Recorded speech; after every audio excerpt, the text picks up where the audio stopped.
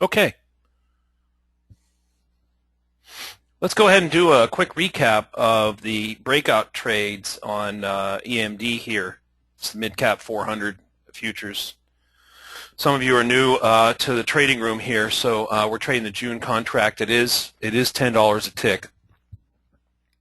And what we showed in the webinar last night, some of you saw that, and there is a recording up on it, was how to take breakout trades right around the open of the equity markets. 6:30 Pacific is right here. This is where the equity markets open. And the way this technique works, it's a pretty straightforward. Actually, it's an old technique that's been around a while, and we haven't really taught it too much.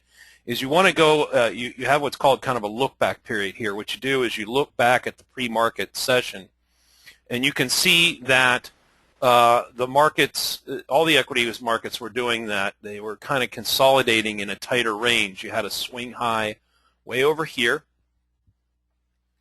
You had a swing high over here around 5 o'clock Pacific. We did have some news this morning at 5:30, employment numbers. And we started to go into sort of a consolidation range going into the open that kind of looked like this. And the way this trading technique goes is you look for established swing highs and swing lows, and the idea is that you take a break of those areas to the upside or to the downside. So in this case here, going into the open, we were looking for a break of this area right here, 982.40 on EMD, and we were looking for a break of this 79 area. Now in reality on the sell, you probably would have put your sell under the pivot. And the idea here is that you go at least 2 or 3 ticks above the swing. In this case, it would have been filled on, the buy would have been filled on one of these bars right here. And you don't want to put your buy right at the resistance, because you can get kind of nicked in by a tick or so if it pokes up sometimes by just a tick through these areas.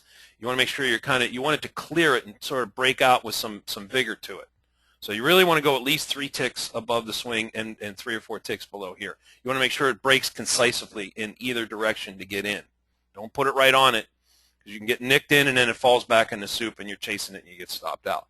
But anyway, you got a nice breakout here. Now you did have a secondary entry back here prior to about 4 o'clock Pacific AM. Overnight you had a swing here and a pivot, 4/8 pivot at 984.40. Remember us calling that level out in the room? And this was a secondary long entry right here. If you weren't already long from the break here, then your secondary entry was right here. And you can see here that the trailing stop dots pretty much kind of followed the price up. And I want to show something here.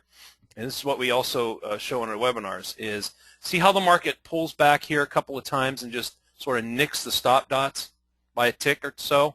What you want to do if you're trailing your stop manually is you want to give a little wiggle room on those moves. Okay, let your stop sit, a tick or two sort of behind where those stop dots are. That's why we always talk about give it some wiggle room.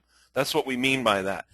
Generally speaking, on a trending breakout move like this, you don't want to put your stop right on the dots, because in this case here, if it nicked you by a tick or two, you missed the tail end of the run here, which was another like 20, 25, 30 ticks. And then notice how we came up here. You had a couple of good exits when it came up. This is almost kind of a little double top through this pivot. Remember, we were watching this in real time. All the markets were topping out about the same time here, just above this 88.30 pivot. So, you came up. If you didn't take the profit in here when it came back through the pivot, you definitely would have exited the trade probably somewhere in here with a tight stop. So, by this point here, you'd run from 982.40 all the way up to, 88.50. This is 60 ticks. One trade here is $600. That's what we call the one and done trade. One contract, long, 60 ticks, 50, 60 ticks. You make your $500, $600 and you're done. We call that one and done. You're capitalizing on the volatility of the breakout right around the open of the equity markets. Now, you did have a follow-on trade here. And I think we were watching this in the room, and some of you took it. Notice how we started to go into a little retracement channel right here. And this is what you get after these long runs, right? You run 60 plus ticks up, it's not unusual to get a 15, 20 tick retracement. And see how the retracement forms like a little sort of channel. See how it kind of pulls back and then comes up, and pulls back, comes up, and pulls back. Now notice what happens right here. See in this circle? It came right to this pivot, the 5/8 pivot, and it found support right here. This is what the markets are doing on the retraces, is there's some profit taking from the long traders who are long from lower levels. There's profit taking up here. People aren't shorting this for the most part, and the market is probing for support. It's trying to find an upper level, and it found it right here at this pivot.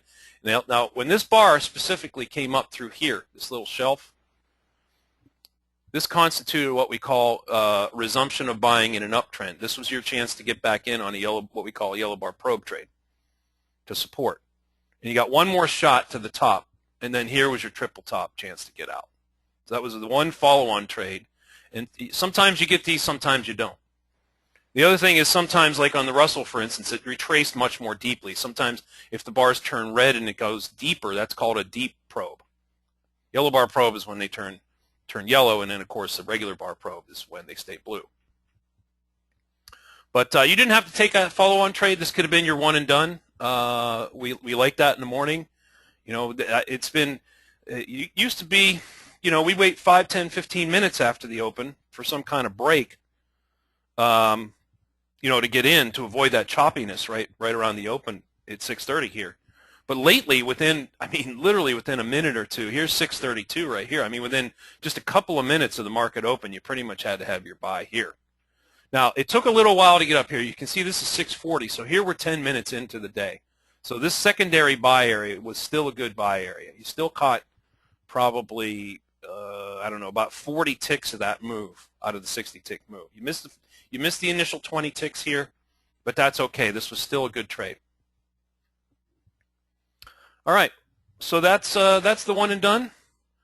That's the breakout trades that we taught in the webinar last night. Let me show you. I think Gary has that posted. Let me drag that over real quick. It's in the subscriber area. What you want to do is log in to the subscriber area and scroll down here into the training webinars. And the two we were talking about that you probably want to download if you missed it was last night's webinar right here. You'd click here to download it. This is the breakout trades one and done, which is very similar to what we're showing right here, only we showed 3 or 4 of them this week. And then the second one, if you haven't already done so, is the Saturday morning webinar. This was pretty detailed analysis of probe trades. I mean, sort of bar by bar, where to get in and how to trail the stops and where to get out. This was a very good, these two are pretty good. If you haven't had a chance to watch them, or you want to see it again, download them right here. Okay, well, that's kind of what I wanted to show. Is there any questions on the breakouts this morning? Questions? Questiones? I think that's it for the recap. I'm going to go ahead and stop the recording.